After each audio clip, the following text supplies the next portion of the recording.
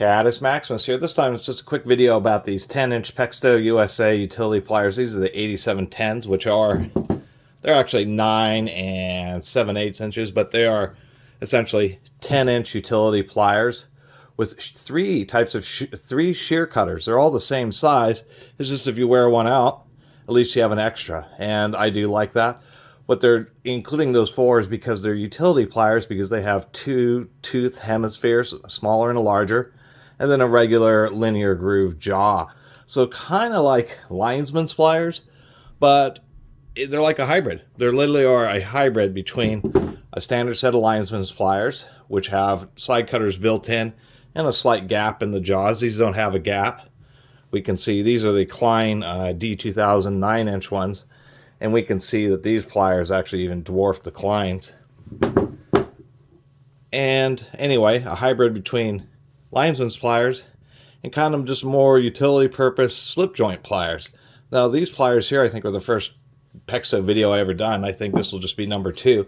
But Pexto actually was I should say it's the Pexto and Wilcox company, and it was kind of a hybrid of those three names. Founded originally in 1819. So if you could actually trace the lineage of Pexto tools all the way to more than 200 years, they were a very early manufacturer of tools in the United States. Long history, they actually made it a real long time, from 1819 all the way up through I think like the 1950s. So 130 years of a standalone tool company until Billings, which was a huge tool company in the early half of the 19th century, bought out a bunch of companies. One of them is Pexto. The Pexto name, I should mention, still lives on. The name rights were bought out because Pexto did get into a lot of sheet metal tools, stationary and heavy duty sheet metal tools, and the name still lives on in the sheet metal industries. But as far as the hand tools, Billing Tools bought or I should say, Crescent of Crescent Wrenches bought Pexto. Billings ended up buying Crescent, and then Billings themselves got bought out by Cooper Tools, which is now Apex Tools Gearwrench. So Gearwrench ultimately is who ended up putting the final nail in the coffin, the Pexto hand tools.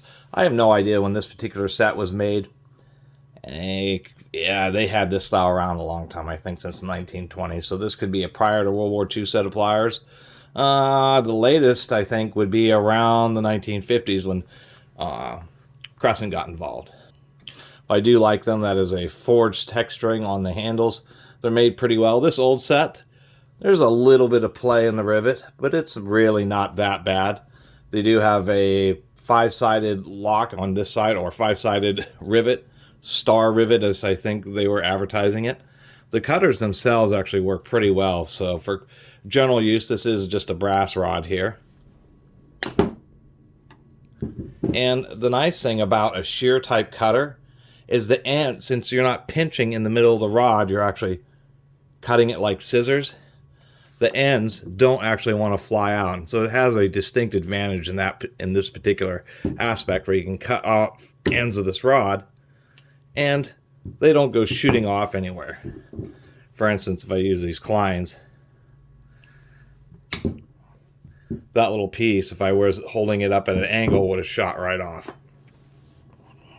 Takes a little more force to use shear cutters, to tell you the truth, because these Kleins are pretty easy to use.